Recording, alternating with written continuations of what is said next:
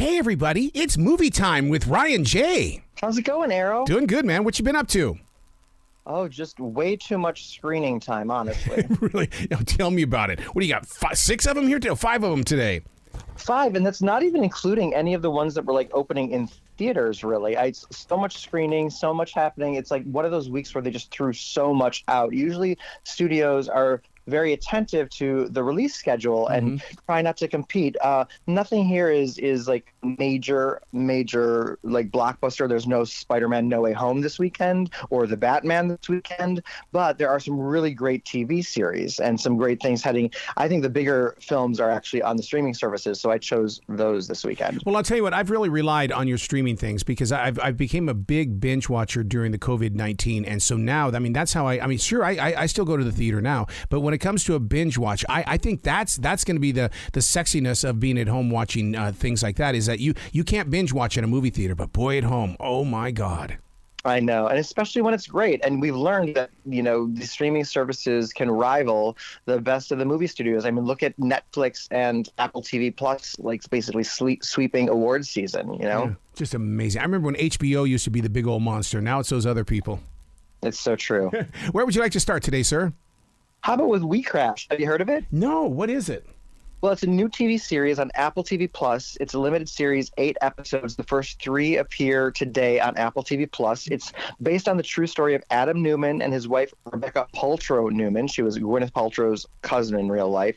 And they're portrayed in the TV series by Oscar winners Jared Leto and Anne Hathaway. Oh, you won me over. Yes, they are so good in this show. So good. So, in order to review, I'm going to watch the first 3 episodes, but Apple TV supplied us with the whole series, the whole season. So I couldn't stop. I literally, the minute I started, I sat there for 8 hours. Well, who is this Adam Newman? So his story this is the true story where he and another guy created this company called WeWork, which was basically like this trendy office space that was like people you could just rent office space, rent a desk somewhere and have like a community experience type thing. And it turns out that he and his wife were both so toxic and insane and crazy to work for, and they depict all of that. It really is insane. But somehow Jared and Anne find a way to make them likable and watchable. They're just so freaking cool. And then, so we see the rise and fall. And at one point, they bring this company up to a valuation of $47 billion. And just watching how charismatic Adam Newman is, and the same with Rebecca, and how she inspires him, and how nutty they are, but they're able to convince the wealthiest bankers in the world, because they go outside of, they build out internationally too, to invest in them. And then it turns out that they are so out of control that they can't cross the finish line that way. And right before they were about to go public, the whole thing crashes. This is all true. And then they get kicked out, and then how they recover from that. And it is just fascinating. And again, I was just going to watch the first 3 episodes. I watched the first 3 and I sat there for another 5 hours. I just could not stop. So this is streaming starting today on Apple TV Plus. It's called We Crashed, and it's fantastic. Wow. I swear that WeWork, there's a building uptown that has that on it, that they actually had an outlet here in Charlotte. In fact, I'm Googling it right now. And the building's still there. Yeah, so they were eventually kicked out of the company, and I think they got a settlement. They left and got like $2 billion to leave or something, so they're fine. God. Right? But and the company is still doing quite well. Wow, so that just gives me a whole new meaning of that building and stuff like that. Right? Yeah. Very interesting. The show is great. There are also documentaries out there. You can see plenty about it. I mean, I was going back and forth between the episodes, like reading what I could on Wikipedia, watching clips on YouTube, because I got so into it for like that 8-hour chunk, What is it about this Jared Leto? I mean, is it? He's more than just a rock star. He's more than just an actor. I mean, he's like, wow. Yeah, he's very method, and he chooses only good roles. So everything he chooses, I think you can trust in. I feel like Anne Hathaway too, relatively chooses really great work, and she's somewhat of a chameleon too. I mean, she's really great. And what they do, she's not a method actor the way that he is, but she's done some interviews recently where she's talked about, like, she had to call him Adam on set the entire time. Everyone had to call him Adam. He kept his accent because Adam Newman, the real life man he's playing, is Israeli, so he had the accent going even when they weren't rolling the whole time. Like, he stays in character, like that whole method thing. So she talked about that, and he's just great. Wow. So now, being that I'm a long-haired guy, does he get to have long hair in this, or they chop it? Oh, it's like shoulder length. Okay, well, at least he still got the hair because that's his signature. Exactly. Absolutely. So what is Deep Water? This sounds like something very kind of sci-fi. Deep Water is a movie. It's not sci-fi, but what's really cool about Deep Water is it is directed by Adrian Lin, who this is his first film in 20 years. And he has previously done movies like Fatal Attraction, Indecent Proposal, Unfaithful, and then has taken a 20-year break. And now it's his first movie since then. And it's another one of those dangerous love stories. This one's about it's a dramatic thriller about an open marriage. And it stars Ben Affleck and Ana de Armas. And this is the movie that they met and like worked and were dating on when they made. So basically, it was a dangerous storm in real life. Yeah, they were dating in real life, exactly. It also co-stars Jacob Elordi, the hot guy from Euphoria, and you've got Tracy Letts in there. And they build really great, complex characters. It's suspenseful, it's smart, it's layered. You're wondering like who's potentially evil. I was going crazy because I'm like, we all understand the concept of an open relationship or an open marriage, fine. But it's like you'd think, I mean, if you're going to be rational about it, if two people agree to it, live and let live, they've got their, whatever. But these people are obviously dysfunctional at it. And the whole time I'm like, why don't you guys just talk to each other? Right. Can you work something out? Why are you doing the open marriage if it's not working for you? Why am I feeling so much suspense? Why am I on the edge of my seat watching this? You guys have a conversation. I wanted to be their marriage counselor watching this movie so badly. I had so many questions. I didn't get the answers necessarily to the questions that I had, but they do give you other answers. So it is fulfilling. I didn't love the ending, but still, it's Ben Affleck, Ana de Armas, and it's this, the director of Fatal Attraction and this dangerous love story. Stream it on Hulu starting today. Oh, excellent. See, I'm putting that on my little notes and all that kind of stuff. So Windfall, what is this one all about? Windfall's on Netflix. It's by writer Charlie McDowell, who did the one that I loved back in 2014. I know that one. Ross. Yeah, and that's a great movie. That's weird, very weird, but good. This one is not as good as the follow-up. It's completely ridiculous and absurd. It starts off like it's a very wannabe Alfred Hitchcock, Quentin Tarantino vibe kind of movie, and then is nothing like that. So I maybe it sets up your expectation early on and then fails. It stars Jason Segel, who also came up with the story and produced, and Lily Collins, Jesse Plemons, current Oscar nominee for The Power of the Dog, real life husband to Kirsten Dunst. And it made me feel like if Woody Allen were ever to attempt doing a horror film and failed, this is what it would be like. So it's just reluctantly funny and odd. Skip it. Skip Windfall on Netflix. Oh, that's sad to hear because I like Jason a lot. Oh, yeah, me too. Wow. I mean, check it out. Judge for yourself. I didn't like it. And so, now, speaking of Netflix, not to take us off the line here, but I mean, they announced this past week that you can't be passing out that password anymore. I mean, this is really kind of late getting into the game on that, isn't it? I guess. I mean, I feel like it's going to be a game that they're going to either get a lot more money, or some people are just going to wait a few years and be like, I'm not going to watch until they break down, or sign up here and there for a month here or there to watch something.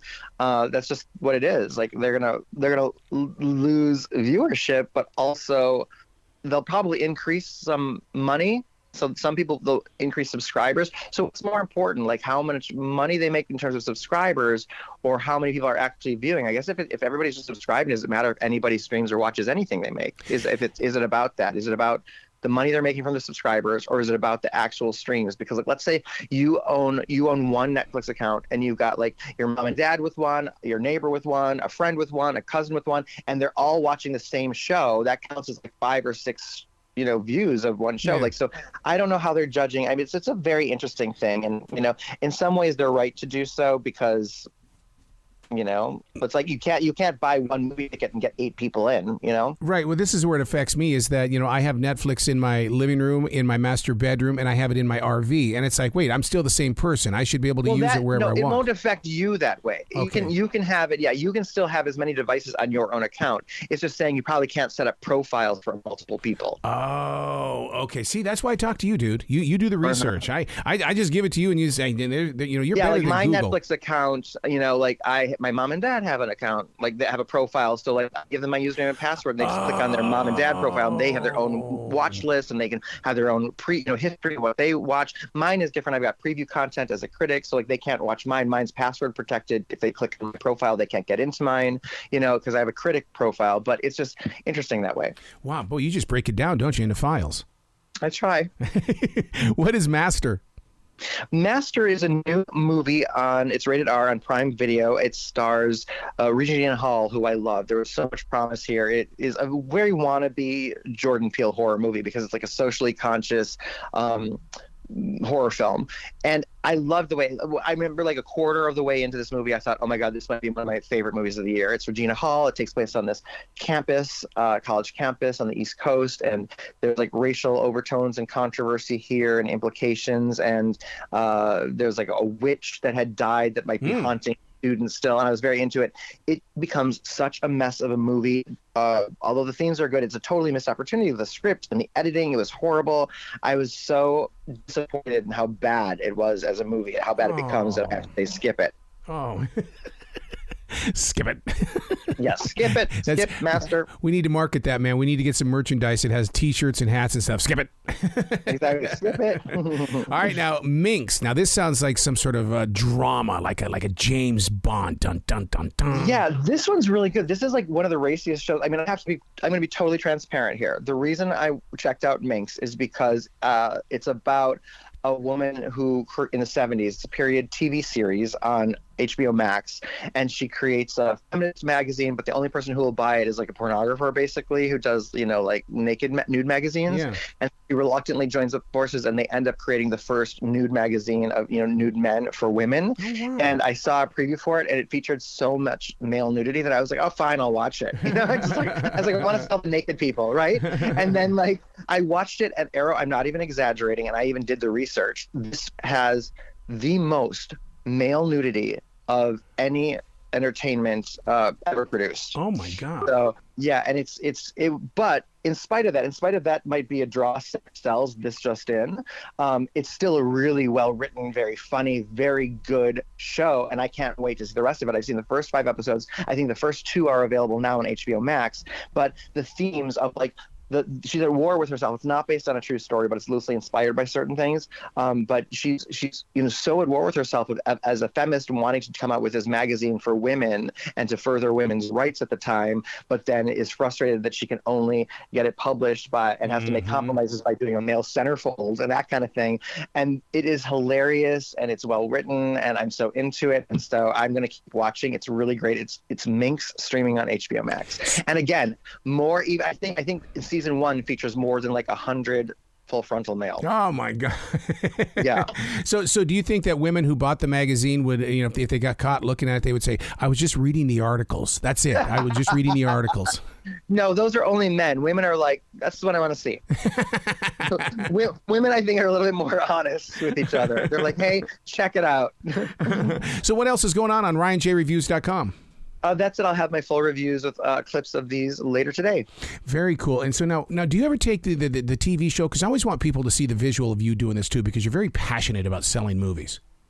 I try, yeah, whenever I can. I absolutely do. So I'm going to have to run to go get ready for that right now. But we will catch up more next week for sure. Yeah. And I can't wait to hear some of the movies that you've seen recently too. Looking forward to it, because we're headed into, I think, which is going to be a very good summer movie. Absolutely. All right, man. You be brilliant. Go put that makeup on. Sounds good. Thanks so much, Arrow.